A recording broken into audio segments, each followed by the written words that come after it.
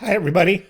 Let's look at the ever-present quandary of having thousands of passwords and you're supposed to have each one of them be different.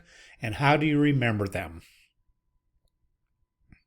Well, KeePass is one option. It's free. I think it's open source. I've had students who've used cloud versions so that it travels around with them wherever they log in. This works very much the same way. If you install this and use it, you have one master password that keeps everybody out of your big passwords, your other passwords. And the idea is that you just have to have one really good master password to get into the rest of these. With this guy, everything is stored on maybe a portable device.